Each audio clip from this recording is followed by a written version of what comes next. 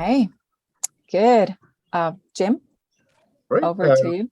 Well, thank you for joining us, everyone. I'm going to play our introductory video, and yeah, we'll get started. Welcome to today's TESL dialogue session. Welcome, everybody. Thank you for joining us.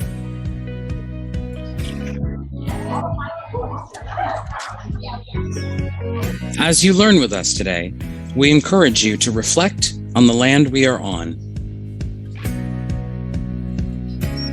While we are spread far and wide, the TESL Ontario office is located on the treaty lands and territory of the Mississaugas of the Credit and the traditional territory of the Anishinaabe, the Wendat, and the Haudenosaunee. Today's session will be recorded. You can locate your audio and video controls at the bottom of your screen.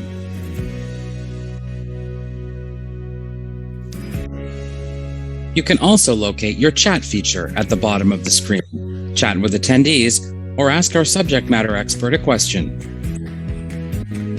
Select everyone to chat publicly or an individual name to chat privately.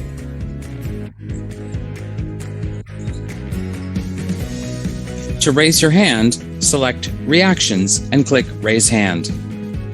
When a moderator calls on you, you can unmute your microphone. Polls will appear automatically on your screen. Select one response to submit your answer. If you can't see your polls, disable your pop-up blocker.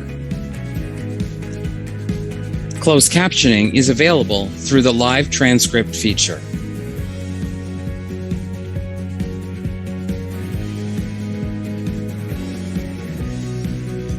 Please be respectful and courteous to our subject matter expert, our host and moderator, and other attendees during today's session. We hope you enjoy today's dialogue. Well, we certainly do. And I'll turn it over to Loretta to give some introductory messages, but it's good to see everyone.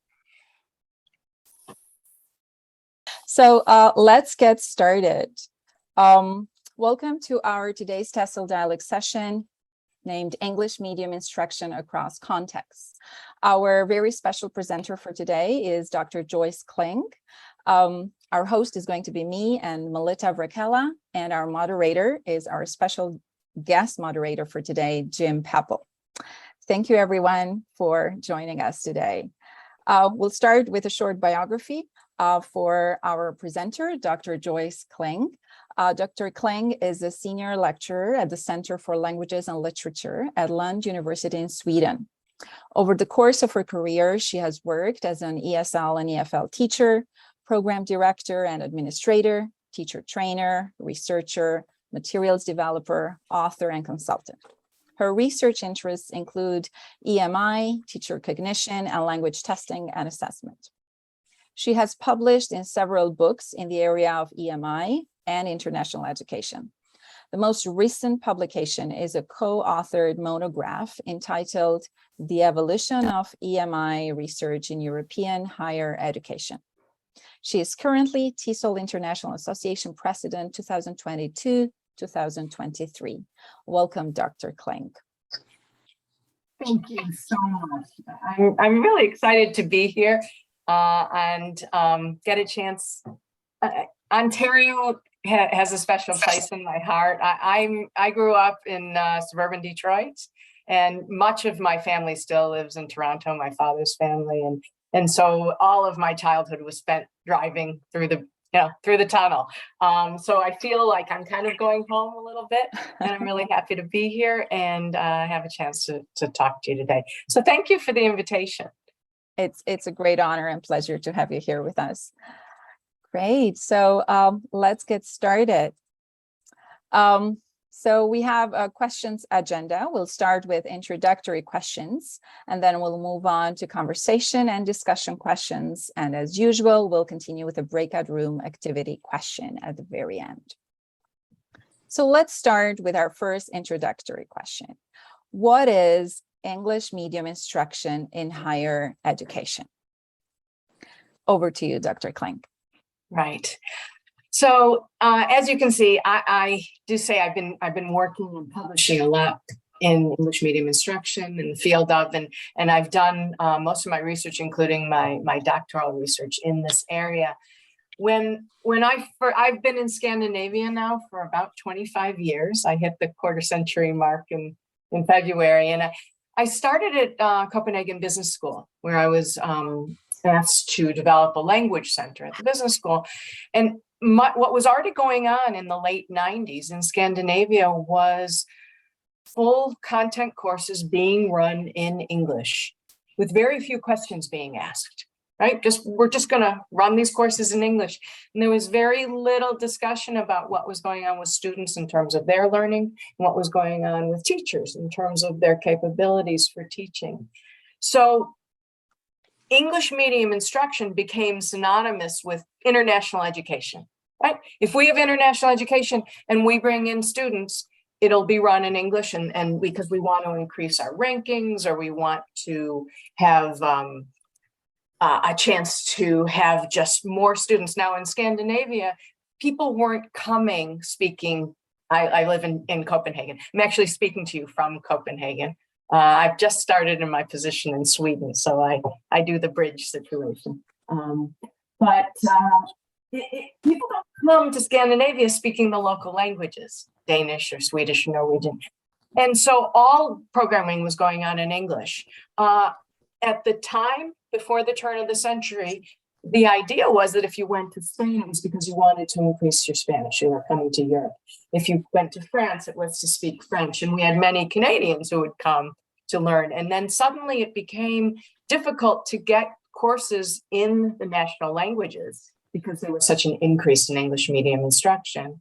And so we began researching in this area. So my definition of English medium instruction, I draw it, and I'm going to look at my screen for a second. I draw it from kind of a summary, a research article that was put out by Diane Pecorari and Hans Molnstrom in a TESL quarterly special issue on EMI, English medium instruction, in 2018, where right now I work under the definition that EMI is situation where English is used for instructional purposes. So it is the medium we use to teach.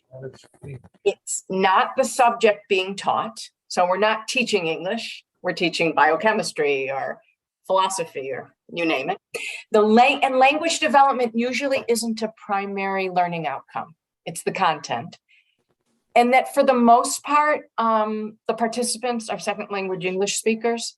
Now, obviously, if I'm teaching an English medium course, English is my first language, but it's very rare that I have students who have English as their first language in my classes. So this idea that it becomes an academic lingua franca.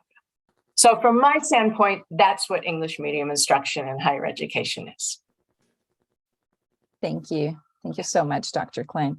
And now the floor over to Jim and our audience. So what is English medium instruction in higher education for you all, right, Jim? Yeah, I mean, I've seen the chat blowing up a little bit there, and you know, I saw Mitra threw in a definition already. Let me see if I can go back and or maybe to just read her comment out, perhaps. Mitra was saying that English medium in higher education means English is the language for instruction, including both teaching. I completely agree with that myself.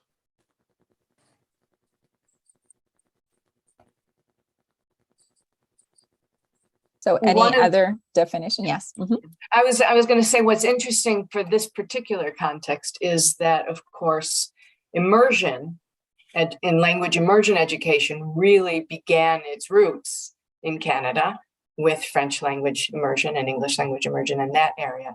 And there are many who link, and we'll come to some questions later about EMI and Clil, but I imagine that there are some discussions in Canada related to particularly how are decisions made about when all coursework is in one language or another.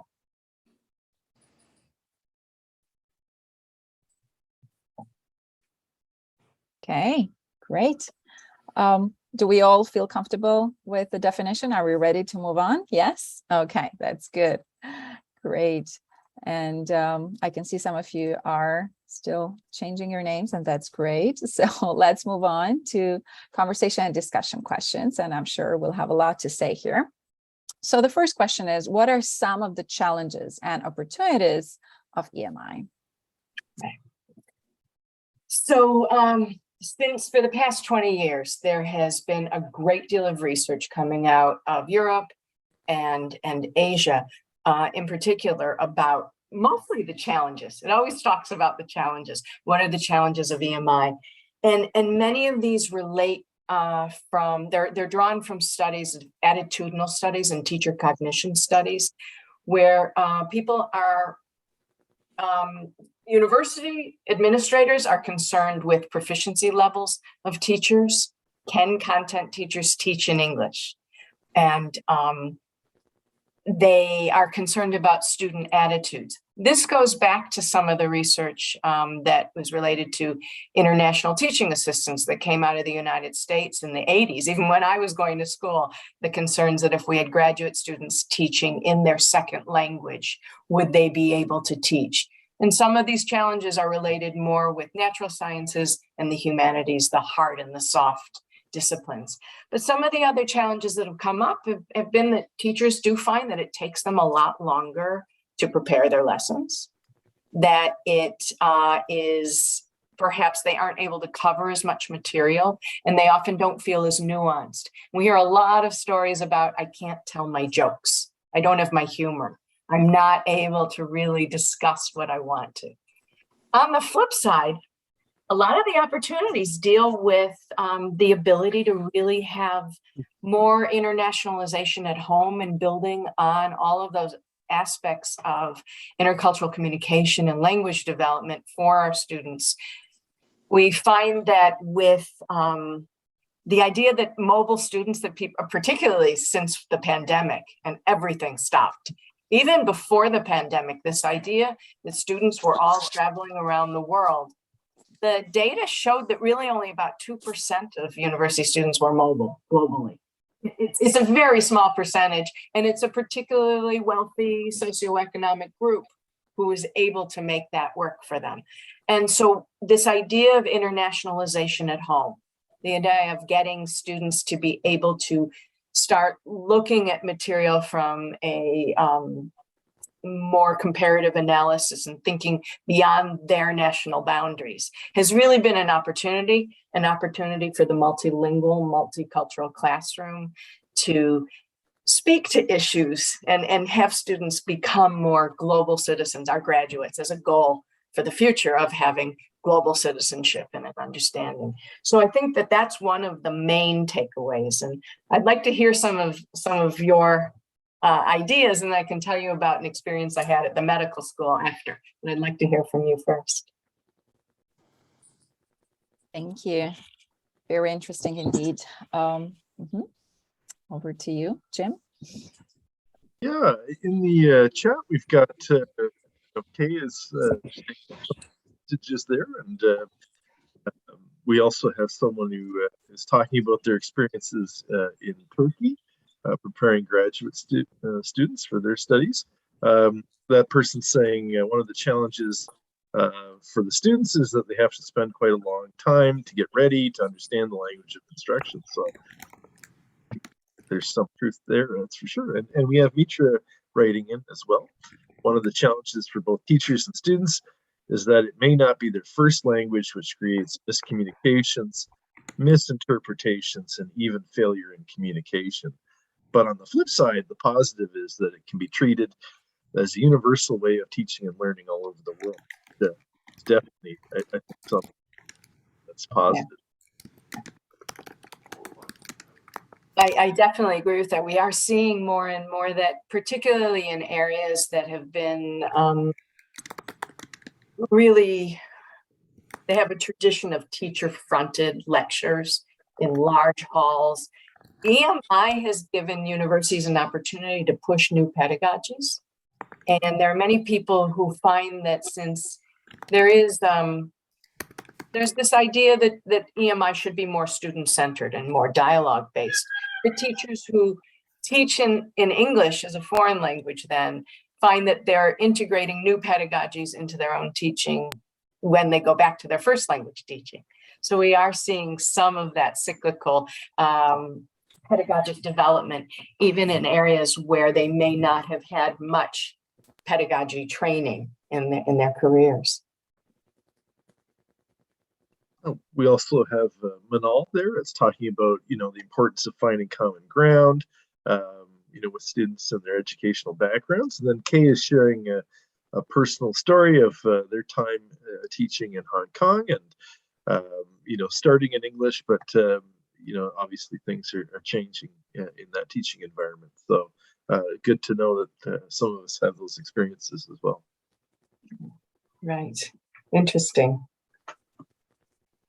As always, you're also welcome to use your microphone and have this conversation going rather than only type, right? So thank you everybody for typing and keep doing it, but you're also free to join us in this conversation together and share what you think about this topic. Anyone? Any ideas? Any experiences? Mark?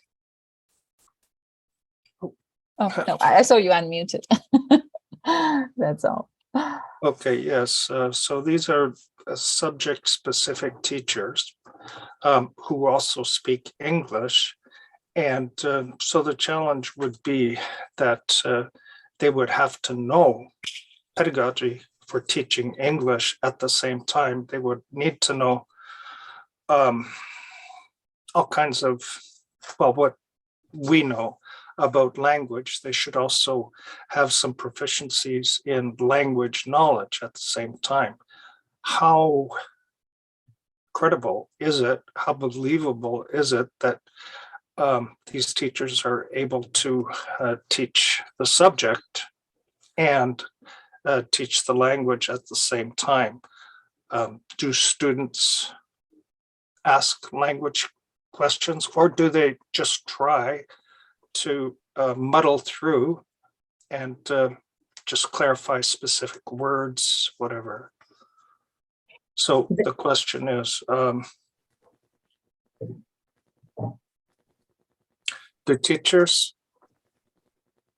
the vast majority, what percentage of them are able to do an adequate job of teaching English at the same time that they teach teach the subject?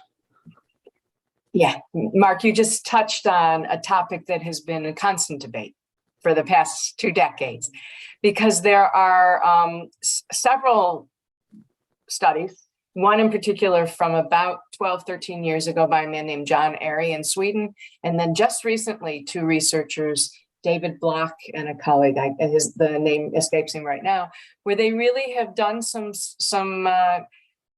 interviewing and questionnaires with teachers, and the attitude is the content teachers say, I am not a language teacher. Right? And I don't believe that we can expect them to be language teachers. They don't have a knowledge of either the content, right, of language, the language itself. They are second language speakers, but also they don't have the pedagogical content knowledge of how to teach language. And this is where we start, as our applied linguists have been fascinated to see what's going on in this area. And we have some questions coming up. I'm going to hold off in a second because there are some questions I have for you that I'm curious what your thoughts are about. But this idea is that these content teachers teach their content. Now, I would argue that any teacher in the world, doesn't matter what they're teaching, by definition is a language teacher, because they teach the discipline. They teach their disciplinary content knowledge, right? And so if I'm going to be a chemist, I need to know how to write a chemistry report in any language. I need to know what's the format, and that would be different than a philosophy paper, and terminology and all of that. And I think part of the challenge there is when we ask content teachers about language and they say, I'm not a language teacher, they're defining themselves as what they thought their high school English teacher was, and maybe not perhaps as disciplinary experts who teach a disciplinary literacy. But Mark, that's a really good question you're asking, because it's exactly where the debate has been sitting for a long time. Where do we go with this? Sorry, Yeah. put up my hand again. We have had some of these problems in high school in that, we have the literacy test in Ontario, and it's supposed to be across the curriculum that teachers are able to insert their capacity for students to write and to use the language. However, there's a lot of fighting against this kind of thing. So I understand that your point of view that they say that I'm not a language teacher, I'm just a subject specialist. So is there a way to convince, are there any kinds of efforts going on to further the solution? There are a number of efforts, and some of these do have to do with collaboration. And I'm putting that to you all later for a conversation. So that's why I say I think I'll hold off for a minute on that. But I do think that there's a place there that we play a role in this, in the fact that the more we collaborate with them, the stronger they feel in taking on tasks themselves and being able to move forward. And an example that I have on that is that about 3 or 4 years ago, some of the professors at the medical school came to us. We had a big project going on. We were trying to, it was called More Languages for More Students. The idea being that at the University of Copenhagen, we were trying to enhance language, get Spanish and French and German into other curriculum outside of the humanities. The majority, I'd say 75% of the projects that came to our office tended to focus on English because this was the concern of all of the academics. And the medical school, some of the professors from the medical school from the bachelor's degree program came to us and they said, we've got our students in the last semester of their bachelor's and they need to write a bachelor's project and they can do it in English or in Danish. But those who do it in English, their writing is terrible. These projects are terrible. You have to give them writing instruction. And the first thing we said was, you're asking them to read journals. And they said, yeah, they have to read these medical journals, like the American Association of Medical Society, these sorts of high-end JAMA and all this, Journal of American Medical Association. And we said, and how much of this type of reading have they been doing? Oh, well, they've been reading most of their textbooks in Danish. Pedagogically arranged texts, right? And we said, so they don't know how to read. Well, sure, I mean, medical students are the top of their game, right? These are our best students in the world who get it.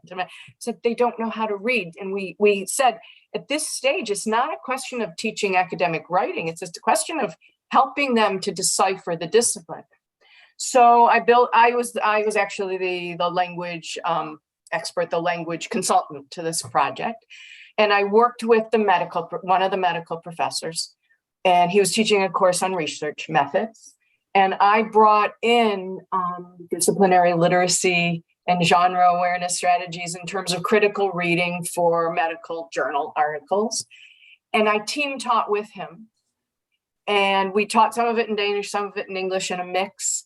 And team teaching it together, after 2 or 3 sessions that we ran through my workshop, he said, great, I can do this myself now, right? His learning curve was also high. And he realized that he should have been doing, not that he should have been, how would he have known, right? The students couldn't write, they weren't writing well, they need writing help. But we needed to back it up with our knowledge, our expertise to be able to support them. And in the end, he did develop.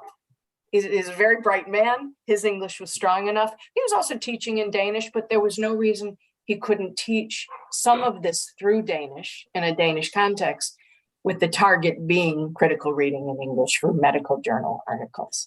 So I do think there's a learning curve through our collaboration with the teachers. But I'd love to hear anything. I have it later in the breakout questions. I'd like to hear more from you all, what you think about this. Thank you, Mark. It's a really important area you're touching.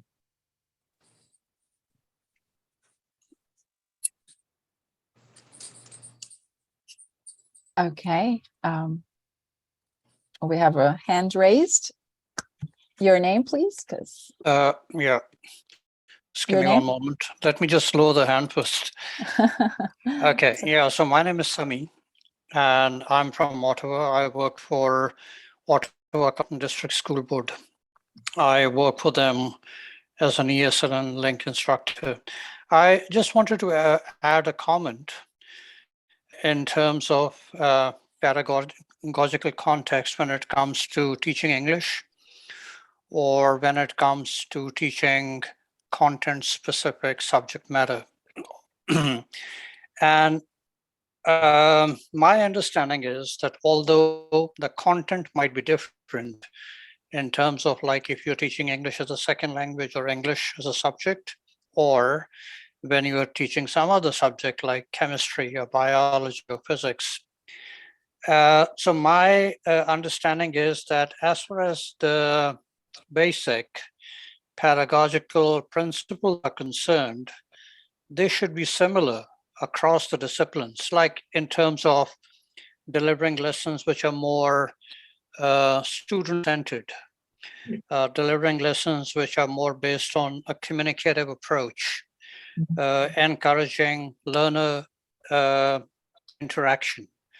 So, like my question perhaps based on that could be that why would it be such an important challenge for teachers when they are teaching across disciplines? So like, if let's say a teacher is saying that, well, English is not my specialty, or I'm not trained as an English language teacher. Okay, fine. But then as far as the basic pedagogical principles are concerned, they should be similar across disciplines. I mean, I might not be very right, but this is what I think. Yeah, Sami, I agree with you. I struggle at this point. There are many of my colleagues who will talk about an EMI pedagogy. And what they're really talking about is having student-centered learning and active learning and the ability to work with the students. And I hesitate to say that there's a specific pedagogy for EMM. I don't believe there is. I think, I've spoken to a number of professors over the last decade, and they'll say, I draw a great deal on my experience as a teacher. And I don't change that much between if I teach in my first language or if I teach in my second language. My own personal experience, if I teach courses in Danish, I teach them pretty much the same content courses. If I'm teaching in a teacher training class in an applied linguistics subject, my teaching is very similar. Now, I have a different situation that I know if I'm lacking a term, that I know the people in my students, their English level is so high that I can switch. I can do some translanguaging. I can use my own language and work through it. Whereas for many of these teachers, English is their second language, and they may have a room with people who don't speak the local language. And then there are other compensatory strategies that come into play. But I do agree with you a bit that good pedagogy should be a universal, right? That we have an idea of how we can work with students. Yeah, I mean, this is what I think as well. Well, thank you for answering. Thank you for responding. Yeah.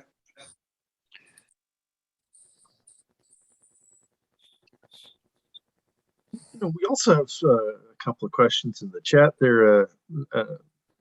Natalia there is asking just sort of generally, what is the typical CEFR level of language proficiency of EMI students? Of EMI students. That will really depend on institution, the same as in your own institutions, there'll be an entry level for a TOEFL or an IELTS score, but usually the score is B2 level on Cefr in English. Now, in countries like Denmark and Sweden, the upper secondary school leaving certificate, when they finish their gymnasium education, that because of the level of English taught in school, when they graduate, that entitles them to access English medium courses. If we have exchange students or mobile students from other parts of the world, Depending on the discipline, there will be different levels of TOEFL. I use TOEFL requirements, just as in some of the English dominant countries and those universities. It'll be different for different areas, if it's humanities or if it's sciences. But we're looking usually at a B2 level of English, at least minimum, right? Minimum threshold level. And I'm not saying they wouldn't struggle, because it depends, of course, if they've had disciplinary education or if it's a general B2, and also their breakdown scores, right? So that's for the students, yeah.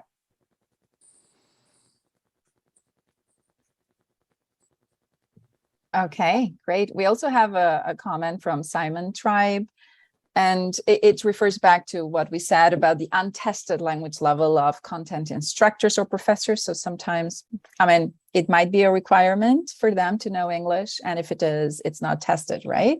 So it's not uncommon for students to feel that their own language level is higher than that of their professors teaching courses in English, which raises questions.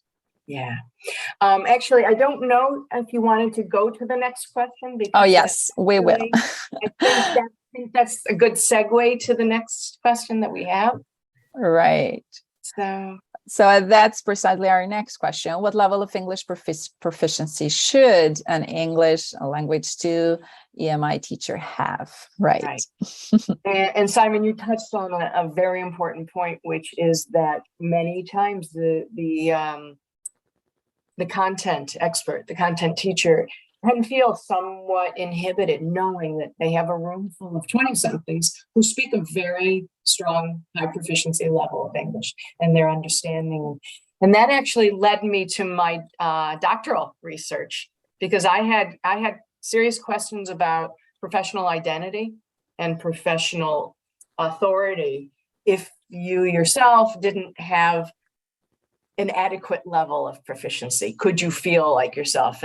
And what we've found out through testing at the University of Copenhagen, I was part of a team that developed a test called the Test of Oral English Proficiency for academic staff, the TOPAZ, TOE. I'll put it in the chat in a minute. And I'll just put the letters in so you can see what I'm saying here. The TOPAZ, the Test of Oral English Proficiency for academic staff. And this test was given out, it was mandated. We got a mandate from the central administration, from our rector, who funded the idea that we would test teachers as they began to implement more and more English medium instruction. So English medium instruction became such a hot political issue in Denmark that in 2008, 2009, it hit parliamentary levels of discussion.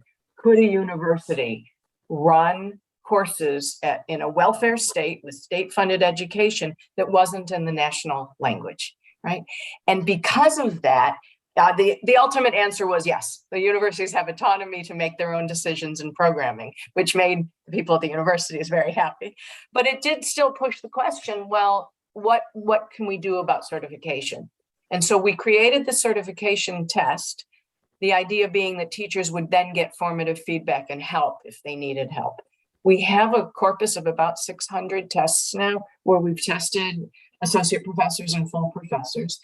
And our findings show that a B2 plus level for content experts is essentially the lowest threshold. Now, in most cases, our teachers have C1, C1 plus, C2, and C2 plus. But we do find that the content expertise and experience with teaching, going back to what Sami said, if you have this expertise, you develop in teaching, right? And teaching your content, that you do develop a sense of compensatory strategies, whether it's reaching out to students for further clarification or moving beyond. And it truly depends on what level you're teaching. Teachers in my own study, I specifically spoke to teachers who are on the cusp of passing, of getting certified. They weren't the people whose level was very high, but those who may have still had some language challenges. And they really said that if I'm teaching higher level courses, master's, PhD, master classes, my language proficiency means nothing. People know I'm an expert in my field. They have a harder time with those entry-level bachelor students who, as Simon, you said, can be very intimidating and judgmental, and call their parents and say, my teacher doesn't speak English, those sorts of things. But the findings that we have say B2 plus, given certain expertise, C1 minus in that range. I don't know what your experiences have been, so I am curious to hear experiences from your part. Thank you. Thank you so much. Very insightful. Simon, you can unmute yourself. We're getting unused to Zoom now, right? Okay, can you hear me now? Yes. Okay, great. Yeah, I was just wondering whether the certification that you referred to was well received among the content instructors. Yeah.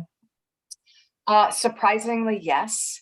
We in the early days, 2010, 2011, we would go to conferences in Europe, and particularly in Southern Europe and countries like France and Spain, where there were much greater hierarchical differences at a university. The Scandinavian countries tend to have much more of a flat hierarchy, but people would say, we can't believe you could possibly test a full professor in their language confidence and try to give them feedback. And we'd say, no, people were actually, it was very well received. Now, in the beginning, it was voluntary.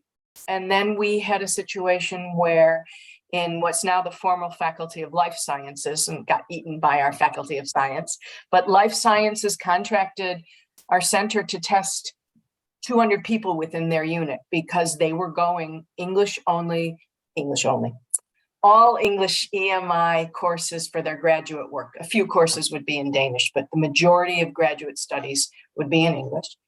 And they wanted to make sure that the teachers had the help they needed. This was our goal. It was never a pass-fail situation. Now, there were some aspects that people didn't think about, which was those who said, oh, maybe if my English isn't good enough, I won't have to teach, right? I'll only have to do the Danish ones. Or there were areas where people thought, oh, I can kind of beat the system. But in general, most of the researchers said to us, it has been so long since I've had any feedback, and I was just thrown into this and expected to perform. So I'm so thrilled to know that there is this unit that I can come to and that I can ask for help, or that you're telling me I'm good. This was a big part of it, that people really appreciated feedback, that because we give formative feedback that says you're doing this very well, and these may be some areas that you might want to improve. That no one had ever really told them what they were doing well and why. And though they had pedagogy courses, in some in their first language, some in English, they were happy to find out how they were using the language and what they could be doing to help their students from a pedagogical standpoint. So it was actually better received than we anticipated. So Great, and the certification it's still voluntary, right? They don't have to be certified. Yes. Now, we've been working with, I say we because up until 4 weeks ago, I was affiliated at the University of Copenhagen, but the team is currently working at Roskilde University, which is about 45 minutes outside of Copenhagen. And they are they have requested assessment for their accreditation. And so for those teachers, I don't believe it's voluntary when it comes to certain faculty accreditations. They're looking to be able to document the level of English of their teachers. So that would depend on the management team of an institution or a university. And in terms of the results, I'll give you a little bit of insight on this. We made it very clear from the beginning that when it does cost and the units pay for this, but we don't provide detailed results to the heads of department. I kind of use the analogy of going to an insurance doctor. Your employer can know, yes, check you're healthy or not healthy, but they don't find out what your weight is or your blood pressure, right? So we give the head of department, this person received this score. And then the individual who takes the test gets a long report and a video and a chance to have a one-on-one feedback, so that it's a private, we want it to be a developmental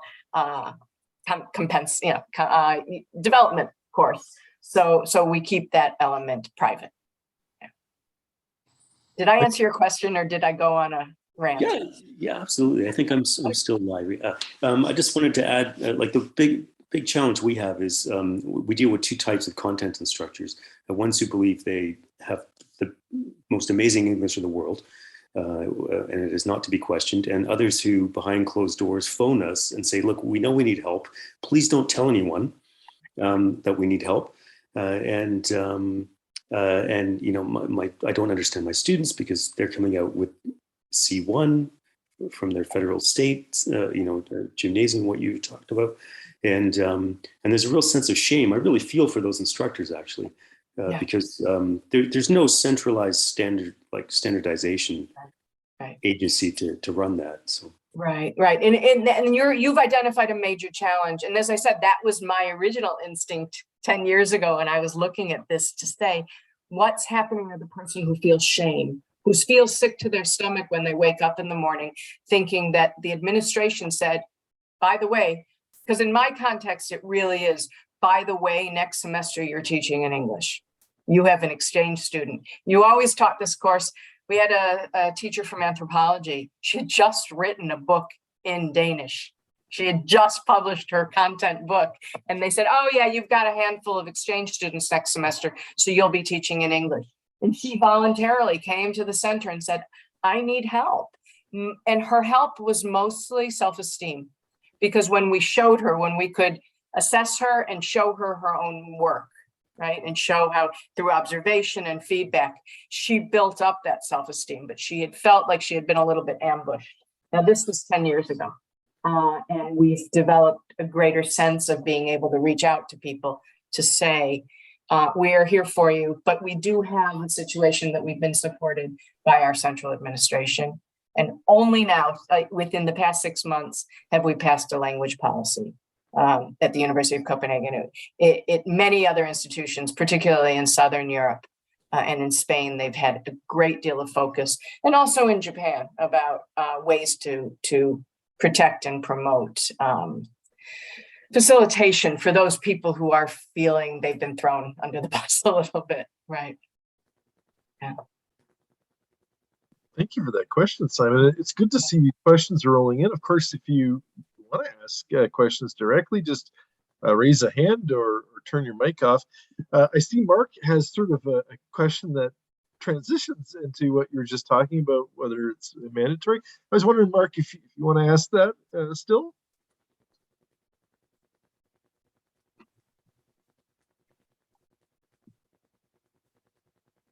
Okay, you mentioned that it's offered. Is it mandatory at universities, at some universities, and why? English medium instruction in general. In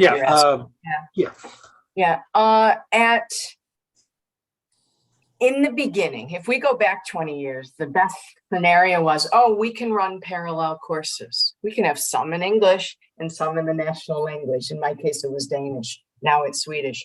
Obviously, this became just a financial nightmare. That's not a feasible concept. And so what took place in Denmark, pretty much across the country, was, it's not necessarily written, but the concept being that first level education, bachelor's degrees, are offered in the national language, unless, of course, we have an exchange model, unless there's an Erasmus student, unless we have students who really don't speak the language. Or if the teacher themselves doesn't speak Danish, right? Then the course would be in English. And then graduate studies are in English. So this allows the students to build their foundation knowledge, have a base of the actual content expertise in their national language, and then move on to higher education, to graduate degrees in Danish. Now, that's not 100%. It's probably about 75% across the board. Our faculty of science does have this in place. And of course, it's not the situation in certain humanities courses, or particularly law. Law tends to be a very national subject, unless we're talking about international law, but national law courses and medicine, as I mentioned, are covered mostly in the national language.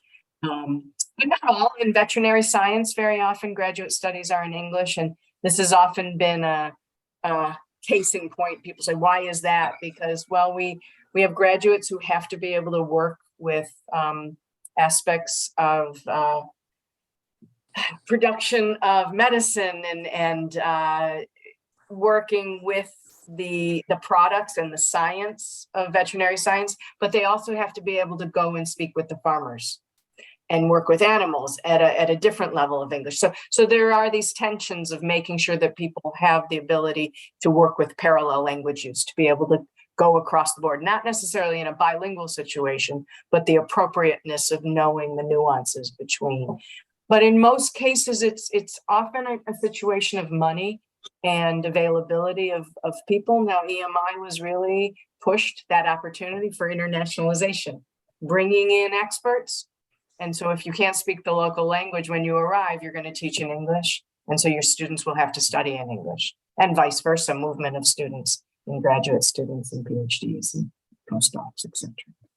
So it's not cultural intimidation. No, that's By English, like completely the taking other way over around. the world. That's There is a huge movement right now in Europe in the discussion of Englishization of higher education, and a serious backlash in the Netherlands, because at some institutions it almost, I would say, it went too far, is what you say, that they have so many international students now that the majority of programming at some institutions is only in English, and local students aren't able to take their courses. And now they're pulling back, and there's reprimands from their parliament to say, hey, you guys, you have to think about it. I do believe in Denmark that we've had a balance because of this issue of making sure that undergraduate studies are provided in the national language, and national courses really focusing within Danish to promote that disciplinary knowledge and vocabulary, so we don't have a loss of terminology and such. So this has been great. I think all of these questions that we've been getting have really helped to set the context of what EMI has been like for you and the other experiences. I think you rhymed off several other countries there that have been going through that as well. I think, though, it's time to maybe turn over to Loretta for another question so that we can get through everything. So maybe Loretta? Yes, thank you, Jim. Our next question was on policy, but we covered it, right? We were just talking about policy making. So Joyce, would you still like to cover it, or? I just want to make one comment, because Jim just said something interesting about context. Mm-hmm. And it's interesting for me to have this conversation with you, because there is obviously, you've got French-speaking Quebec and this region that has a different focus. But we do need to realize that there are different contexts. And over the course of my work, I've been in a range of a variety of countries, and people have said, well, do we constitute an EMI context? And my work with my colleague Slobodanka Dimova and I, we've been able to really tease apart that we see three contexts. One being the context that I'm sitting in, which is this non-English dominant context in non-English dominant universities, right? Danish is our national language. The other being the English dominant universities, such as in English-speaking Ontario or in Canada, United States, where in the United States, there is very rarely a question of what language are we going to offer this course in, right? By default, it's English in an English context, but we still have such a high number of second language learners and second language teachers that we do have to think about what does it mean in this EMI context. And then the third context was a little bit of I don't want to say a surprise to us, but it hadn't hit our radar. We went to Qatar, to Doha, and we were invited to speak at a conference at Texas A&M in Qatar. Well, it's Texas A&M. We were at an American institution at a branch campus. And all of the learners were second language, but not all the teachers. But the curriculum is imported from an English dominant setting. The materials, the whole administration, how you register, how you get your grades. And that creates a different kind of tension and a different set of challenges. And so I think it's very important to think about the context we're in, and that none of these things are specific to one institution that we can say this doesn't always work in mine. So that context issue, I think, is really important. That was it. Absolutely, yes. And if I may add, we also have, for instance, I was having a conversation only 2 days ago with a math professor in Ontario whose students are a mixture of domestic English-speaking students and then international students. So it refers back to what we were saying about support. So even though the professor is born and raised in Canada and his English is excellent, they need to have the support to be able to really help students who are coming from different levels of English in their classrooms. And the professor was saying, I sometimes repeat myself. I find myself repeating it and using different words to express the very same concept in math, even though it's math, even though it's numbers. I try to teach them the difference between it increased by 2 or increased to 2%, right? So it's these very small things that help out. And I think that as English professors or instructors or educators, we really need to offer our faculty support in a way. Yeah. Okay, great. So if we could move on to our next question, what's the difference between content and language integrated learning and EMI? Right. So Clil is such a hot topic right now. And I, of course, given my age, I came up through content-based instruction from North America, right? And we moved into Clil as a terminology coming out of the European context. And I really differentiate. Very often you see EMI and Clil on a continuum, that Clil is going to be more language-based and EMI is more content-based. And given everything we've been talking about for the past 45, 50 minutes, I would argue that EMI is a policy decision. If we integrate EMI, there's a policy that we're going to have these courses, and we would use that definition I gave, that we don't technically have language learning outcomes. But with Clil, content and language integrated learning, and the variations in it, whether it's soft Clil where language teachers are involved, or hard Clil where content teachers gain more of that pedagogic support to do this, that Clil would be an approach. That we think of Clil as a language teaching approach to support students through EMI, which for me is a policy decision. And I don't know if you all see it the same way or differently, and how much CEI or Clil is being used in your contents.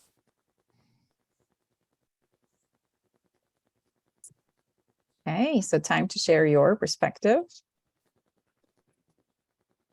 Delroy in the chat has a good one. I don't know if you'd like to, say that, but it's very interesting there.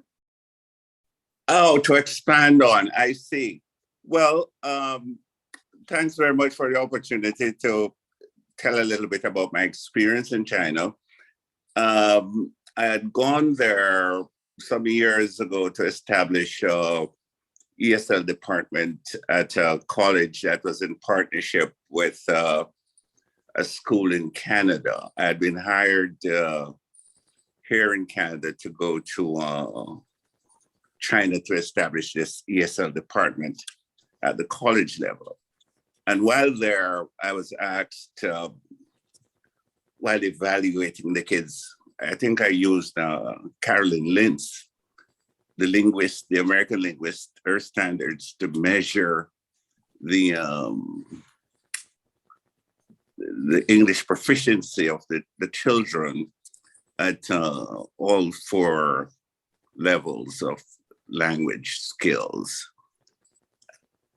I was asked by the school as I was going along, because of my background, they had looked at it and they asked me to teach a course in history. I had some background in academic history in Canada, for which I was qualified. So we designed a course that was delivered in history for one term. The kids that had 7 years worth of training in English in their academic careers, but the grammar and the sentence constructions and so on needed to the background in the type of language that was used in the history course caused a lot of problems for these kids. So I found myself teaching pedagogical grammar and writing to these children as I was teaching history. So that's what I was trying to suggest, that this forum is interesting because I know very little bit about EMI. That's all I wanted to say. Well, thank you though for participating. It was good. I see, Sammy, you've got your hand raised, so maybe we can turn to you. I just have a quick question and a comment blended into one. Like in the chat box a little while back, I read a comment where someone was asking a question. I didn't read the whole thing, but I just saw this question and I thought it was interesting. So the question was, why EMI in the first place? And so my question is just kind of extending from that comment that I read in the chat box. So the question is that I do understand that probably some of the reasons that justify EMI are globalization and integration. And I would just like to be more probably enlightened in terms of, is there anything else, or are there any other reasons other than integration, globalization, which encourage such large-scale integration of EMI into what we are teaching? I'm really curious what the rest of you have to say. There is a huge push for rankings, of course, but it is this globalization, and it's also a desire from some students. I wouldn't say all. There are definitely regions of the world and pockets of the world where people will say that it is a burden and that it's not what part of their future. But there are also, as we expand and globalize, there are many people who see opportunity, that if you are from a smaller nation, that you are in a position of doing business and you're in a position to be able to enhance the quality of your life by being part of the lingua franca and being part of globalization. That said, there is this constant stress and concern that it can go too far, and that we don't want to get to, if our goal with much of our TESL community is to move beyond this idea and have decolonization of language and much more equality, then we don't want it to be an all or nothing situation, which is why we have a balance. But we also want to allow for inclusion and equity. And there are many discussions out there. This is a personal statement that people have to decide on, but there are many discussions where people are saying, by providing students with the chance, then we provide a more equitable situation for them to decide for themselves how they're going to use English in their lives. But I'm curious about any other responses, what people have to say.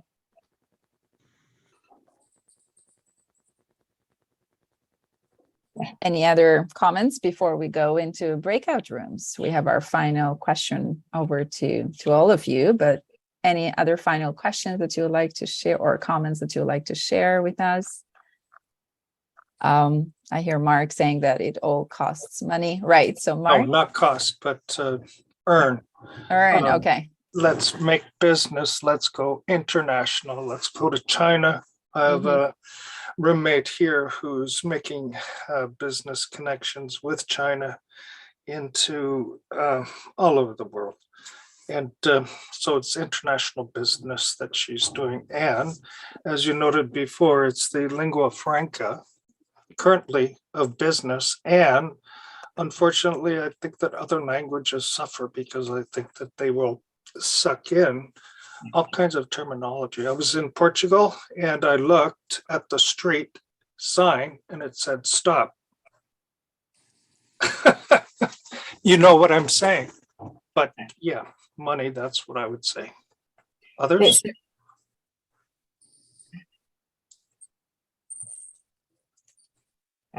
Opportunities to access. And there is an element that when we look at what we've just been through in this pandemic, the ability of researchers around the world to be able to have English as a research lingua franca advanced the ability to create medicines and studies and all. Now they were then needing to be localized. All of that has to be localized for the people to be able to trickle it down. But that definitely sped things up, was the idea that science tends to use English as its lingua franca at this point. It changes from generation to generation. We live in a world right now where English tends to be that language. So. Okay, well then I think maybe we're at that point in the session where we could join some breakout rooms to kind of mull over all this food for thought that we've been getting over the last little while. So I'll put you in to some breakout rooms to be able to review some of these items. We'll ask you to think a little bit about as English language teaching professionals, how can we support teaching and learning in EMI? And I'll ask that you maybe select one person from your group of 5 or 6 to be sort of your representative. And when you're back after a few minutes, we'll go around to each of those 4 or 5 groups and just have you summarize what you've been talking about. That way we all benefit from the discussion. So I'll send out the breakout rooms and feel free to join, and we'll bring you back in a few minutes. I hope everybody had a good discussion. We're just waiting for some of the others to return, but we'll get started in just a second. Hopefully you were able to decide in that short period of time who was going to be your representative, but if not, I'll just ask you by group anyways.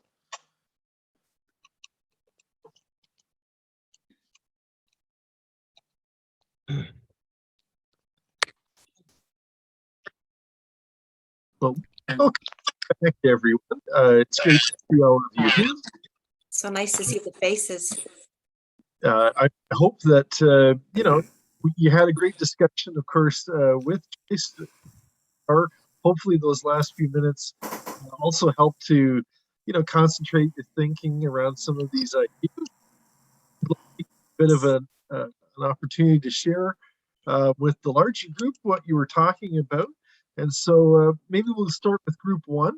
I think we had a few people in that group, Sean and Isil and Jagdev and Mitra and Sammy. I don't know if you had time to appoint someone as your sort of de facto leader, but if someone wants to maybe step forward from that group and just maybe tell us one thing that you were focused on or thinking about your group, something that stood out to you. So I guess, I kind of joined sort of halfway through, but I guess I was appointed the leader. So I will certainly, address some of the topics, or at least one of them that we did discuss. And, the fact that EMI instruction is something that has taken hold, I do agree with it in that there has to be that inclusivity for, students to embrace instruction and have that sort of independence to apply English as they would want. So that is essential. We need students to be on board, right? They have to be takers and they have to accept that, especially with the astronomical international tuition rates that they're paying. But what I had mentioned was that some of the very heavy skill-based instruction that's going on, I think is to the detriment of the students when they leave the EAP programs. although it is a means to an end, I understand that, and that we want to get them ready to understand English, right? To embrace it and understand what the professors are saying. But I think with a lot of these skills-based instruction, we can do it without the amount of sort of spoon feeding that's going on, so that students or learners are better prepared for the university environment and the sort of independence of thought and approach that is required to actually learn that, because professors are not going to, give them instruction from like 1 to 100 on the exact approach. And sometimes students, I don't even know if they want that, but certainly that's what's happening. And I've had discussions with, my immediate supervisors about that, and sometimes they don't know how to answer it. Except that, well, this is a skills-based program. So I don't know, I'll throw that out there, and hopefully that's helpful and lends to the discussion. It definitely has led to the discussion. Thank you, Sean. No problem. You're welcome. Maybe just in the interest of time, move on to group 2. And I think we had Alif Khan. I hope I'm not pronouncing your name wrong. And maybe Manal and Vicky, a few Helmas perhaps.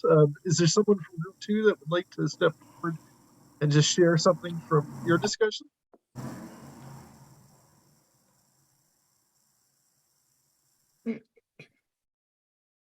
Hi everyone. Can you hear me? Yeah. Okay. So in my group, one of us was saying that shared a story about her growing up and learning English in Canada and how different it was for others. And one of them said that her daughter went to a law school and she was she was, her English was like the best English in the world, and she had to her grades were all high, and she had no problems with going back to a school that had English medium and the others were not English speakers. And I've experienced the same as well. I'm teaching students from Turkey, Syria, Jordan. They all grew up in a school.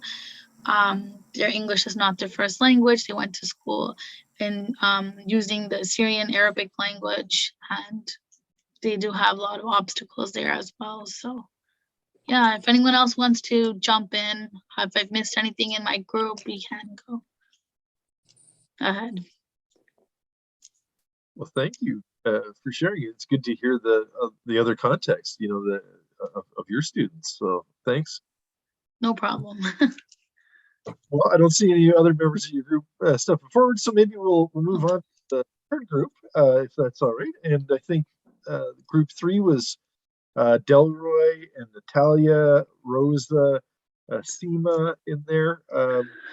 Would one of you like to maybe highlight some of the things you were discussing?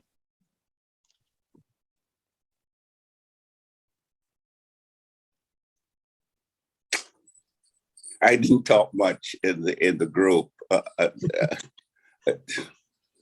That's okay. But it was very useful. I found I'm learning more and more about EMI. I believe I would conclude from our group that EMI has to be informed where English is the medium. It has to be informed by the level of English proficiency of the students who are being taught through this medium of English, where these kids, they speak English as a second language or as a foreign language, where they don't really need English to survive, and English is sort of a sport or something like that. But then there are those who are interested in academic English, and we have to pay attention to those students as well. A lot of attention. So EMI, I think, is a very useful concept, and I'm learning more and more about it. Well, thank you for sharing, Delroy. I appreciate it, and it was good to get those thoughts out as well. Group 4, we had Justina and Kay. I don't know if there's anything you'd like to share.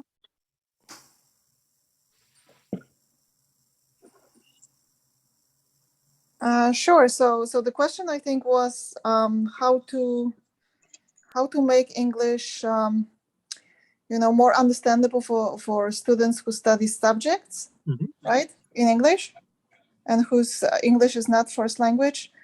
So my suggestion was to pre-teach vocabulary that's frequently used for those lessons. And yes, I think the other member also had a suggestion, establishing a department that would deal with those kinds of stuff. Excellent. Those sound like 2 good suggestions. Thank you, Justina. I appreciate that. And Kay, of course, as well. Welcome. That brings us to our final group, and I think Mark and Xiaomin, maybe, and Stefan, or Stefan. Okay. We had a little debate about clarifying who and where and in what context the subjects would be where we would be helping. So are we the people doing the teaching? Are we the people who are advising the teachers in first language or in a second language school? And where's the school located? One of the things that we reiterated was what Joyce had said. We would be consultants in the school, and teachers would come to us, or variously, we would circulate to teachers and advise them about how we could offer support to them and giving them examples. And that would probably require something like an interview, asked with a bunch of questions about what kinds of areas do the students get stuck on? Is it vocabulary? Is it being able to form a hypothesis and follow it through to the end? Is it sentence structure, that kind of thing? So when they ran into those, they could consult with us for advice. Anything. So, Stefan, do you have something to add? No, that was put perfectly. Thank you. Okay, thank you. And there's somebody else. Was it Quinn? Yes. Quimmin. Yeah, Quimmin. Thank you, Mark. So yeah, in our group, we have discussed and also Mark helped to clarify about the questions, but I still feel a little bit confused about who do you think we should offer the help to? Is it for the subject teachers in a university setting or the students? So we were hesitating about this, who will be the targets, because that will also, be related to our pedagogy and also what our specific help. Because if we are going to offer assistance to our colleagues, for example, those subject teachers or professors, I don't think we don't need to go to very specific detail. Let's say we're helping them with the grammar or writing, but for the students per se, we do need to orient our curriculum or even like delivering specific classes to them in order to help them to have a smoother transition to their academic studies. Well, that's all. An excellent reflection question there. I don't know, Joyce, if you have any final thoughts on that, or it was both and. It really, and you kind of summed it up, that obviously we do play a huge role of support, and we have to take it context by context. There is no monolithic answer, but it really depends on who your target is. There will be some professors who really are coming and saying, well, are there services for someone to read through my slides just to make sure my English on my slides is okay, because I'm okay when I'm talking, but I don't, I've translated everything and I'm not sure it's so great. Or come and observe my class and tell me what's going on with my pedagogic language, right? Do I use transitions? Am I able to respond? Am I understanding the student questions? Because they might be very culturally specific. And if the professor themselves is new to the culture, it might be difficult, or vice versa. They're not understanding the students. So, or helping students with academic English for specific purpose, English for academic purposes, disciplinary. So all of the above. I think you guys checked all the boxes there of how we can be of support, but also be parallel colleagues with our content instructors and work together to guide the students and help them. Well, thank you very much. Dr. Joyce Kling, it's been wonderful to have you with us for the last hour and a half, sharing your experiences and your research and everything that you've done in this area, and being able to really open our eyes to what's out there in different contexts. Really appreciate you coming down and spending your afternoon or evening, in this case. So, yeah, thank you so much. It really has been my pleasure, and it's been really exciting to get your insights. Thank you again for the invitation. Definitely our pleasure. And thank you, of course, to all of you. Before we leave, I have a little closing slideshow for you with some information if you're looking for, a certificate or that sort of thing. Please do stay on. And I will share that with you now so that you can have that information at your fingertips. So just bear with me for 1 second, and I will present the slides here. I hope everyone can see that. So as you can see, if you are looking, or at least I hope you can see, if you are looking for PD certificates, they will be emailed to you at the email address that you've registered with. If you have any issues with that, do write into TESL Ontario. It can take up to a couple of days, maybe even a week to get that, but it will come.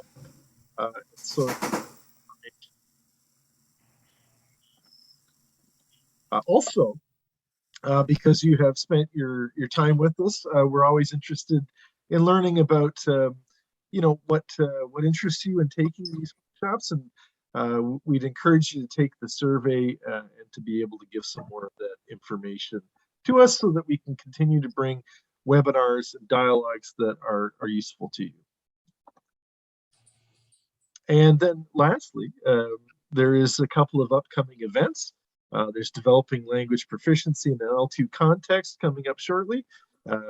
And there's also Google Forms and Assessments later on this month. So if you're interested in that, please mark that down in your calendars, and of course register soon so that you can join that as well. And Jim, can I add one thing? Yeah, please do. I'm sorry, I didn't mean to. I just put into the chat also I'd be remiss not to mention that the TESL Association has an upcoming event in October. It's called Elevate, and it's the primary is for relatively new and up and coming teachers, but also those who are looking for a little bit of motivation. So I've put the registration link in the chat, and it'll be things that are broadcast in different time zones also. So take a look if you're interested. Thanks. I know there's a lot of positive messages of last year's. Hopefully, if for those who are looking for more, it might be something that you want to add into your calendar as well. On behalf of TESL Ontario, I want to say a big thank you to everyone. Of course, definitely our guest of honor, Dr. Joyce, for coming out and talking with us today, and all of you for spending your time with us. I hope that you gained lots from it, and thank you for joining us today. Enjoy the rest of your day, and we hope to see you soon.